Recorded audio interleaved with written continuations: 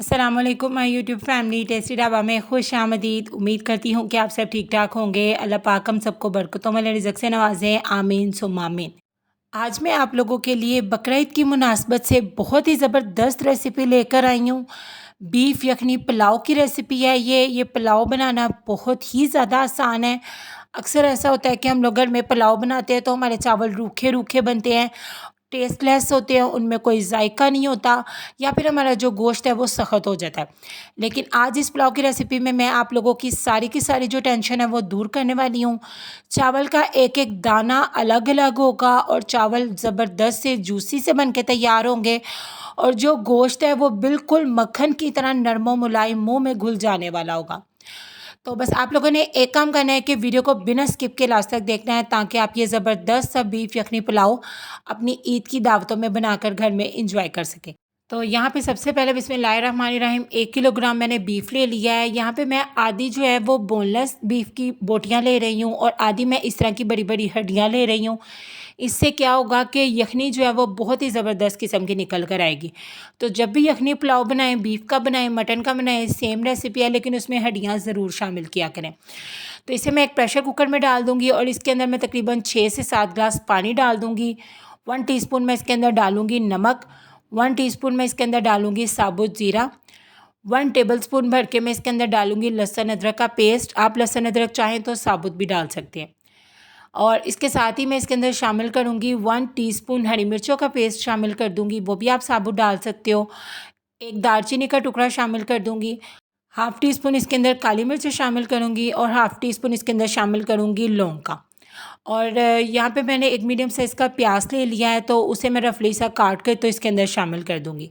अब आपने क्या करना है, प्रेशर कुकर को बंद कर देना है और इसे बॉयल होने देना है तब तक जब तक आपका गोश्त गल नहीं जाता अच्छे तरीके से। तब तक हम इसे कुक कर लेंगे। जब तक यहाँ पे हमारी यखनी तैयार हो रही है, दूसरी तरफ मैं आपको चावलों के बारे में बता देती हूँ। ये ग्लास मैंने 3 ग्लास चावल का लेके तकरीबन आधा घंटे पहले भिगो दिया था। अच्छे तरीके से वॉश करके आपने चावल को भिगो देना है, और चावलों को भिगोना बेहद ज़रूरी होता है। और इसी ग्लास के साथ मैंने यखनी के लिए भी पानी शामिल किया है, तकरीबन 7 ग्लास। तो जो मेजरमेंट है उसका आपने खास ध्यान रखना है। 3 ग्लास मैं यहाँ पे चावल ले रही हूँ और तकरीबन 6 से 7 ग्लास पानी मैंने यखनी के लिए पकने के लिए रख दिया है। तो अब हम चावलों का तड़का तैयार करेंगे। एक प्यारी सी कढ़ाई में बिस्मिल्लाहिर्रहमानिर्रहीम शामिल कर दूंगी आधा कप कुकिंग ऑयल का। आप चाहें तो घी में भी सेम रेसिपी बना सकते हैं।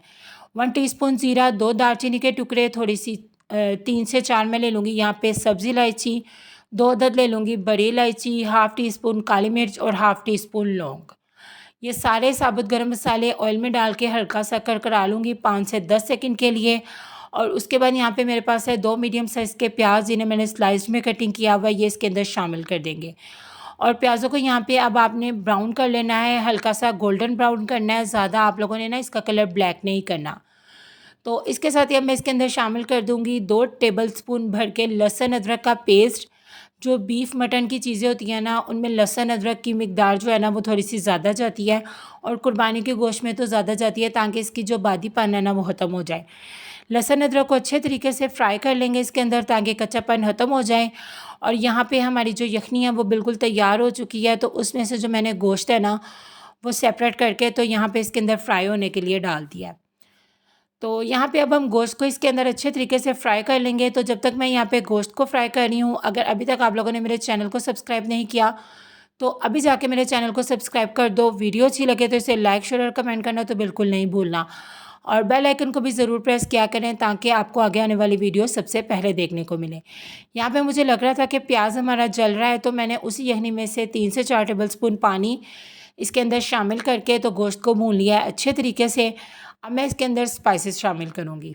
स्पाइसेस में मैं यहाँ पे शामिल करूँगी 1 टेबलस्पून नमक का। नमक आप अपने टेस्ट के अकॉर्डिंग कम ज़्यादा कर सकते हैं।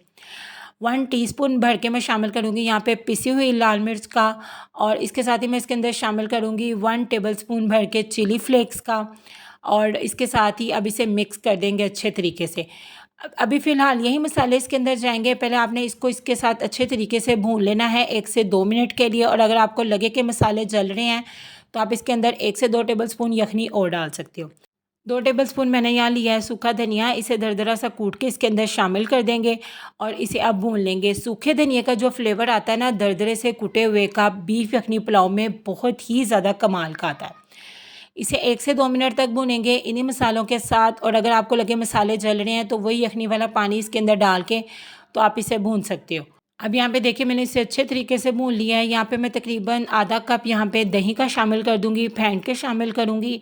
और जिस स्टेज पे आपने दही शामिल करनी है आपने फ्लेम को बिल्कुल लो कर देना है। फिर आपने दही शामिल करनी है, नहीं तो क्या होगा कि दही जो है वो हमारा फट जाएगा। अब आपने दही शामिल करके इसे भून लेना अच्छे तरीके से तब तक जब तक इसमें से जो ऑयल है वो रिलीज़ नहीं हो जाता और दही का जो पानी है वो अच्छे तरीके से ड्राई नहीं हो जाता। बहुत ही कमाल का ये जो यखनी पुलाव है ना वो बन के तैयार होता है। यहाँ पे देखिए इसी स्टेज पे ऑयल अच्छे तरीके से सरफेस पे आ गया है और जो मसाले हैं उनकी खुशबू भी बहुत ही ज़्यादा कमाल की आ रही है। तो अब मैं क्या करूँगी, इस स्टेज पे अब इसके अंदर यखनी वाला पानी शामिल कर दूँगी। मैंने 7 ग्लास पानी तकरीबन डाल के रखा था, तो उसमें से तकरीबन 4 साढ़े 4 ग्लास पानी ना बच गया है। तो मैं वही इसके अंदर डाल दूँगी और चावलों को मैंने तकरीबन आधा पौना घंटे पहले भिगो दिया था, तो ये इतना पानी जो है वो बिल्कुल परफेक्ट होगा। लेकिन आपको लगे कि अगर आपका पानी कम है तो आप इसके अंदर और नीम गर्म पानी, सादा पानी नीम गर्म करके ना वो शामिल कर सकते हो।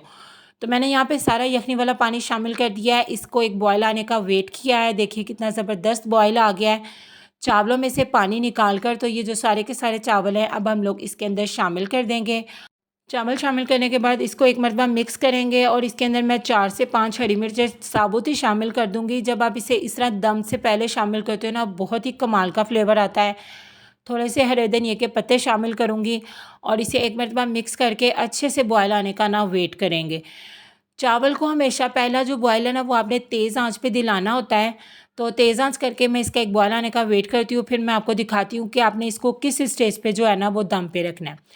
अगर इसी स्टेज पे आपको नमक भी कम लग रहा है तो आप नमक भी चेक करके डाल सकते हो। तो अब ये देखिए यहाँ पे माशाल्लाह चावलों को बहुत ही अच्छा वाला जो बॉयल है ना वो आ गया है। और यहाँ पे देखिए इसके साइड पे ये जो बड़े बड़े बबल्स हैं वो भी बनने लग गए हैं। 1 मिनट तक मैं इसे कुक करूँगी। इसी तरीके से हाफ़ टी स्पून लास्ट में इसके अंदर शामिल करूँगी पिसी हुई काली मिर्च का, और इसे एक मरतबा मिक्स करने के बाद इन जब ये इस तरह के बड़े बड़े बबल्स बनने लग जाए ना तो आपने इसे कवर लगा कर दम पे छोड़ देना है।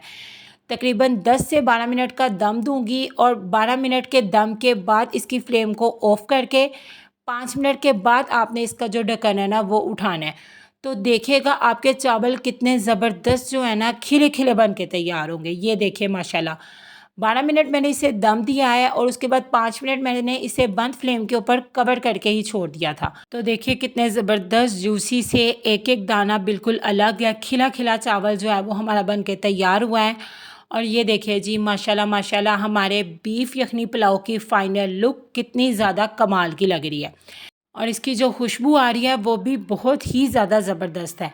और इसका गोश्त चेक करें कितना नरम व मुलायम है, मक्खन की तरह मुंह में घुल जाने वाला है। तो आप लोगों ने इस रेसिपी को ज़रूर ट्राई करना है और फिर मुझे कमेंट सेक्शन में आकर बताना भी है कि आपको मेरी रेसिपीज़ कैसी लग रही हैं। दुआ में याद रखिएगा, अपना बहुत ज़्यादा ख्याल रखिएगा। अल्लाह हाफ़िज़।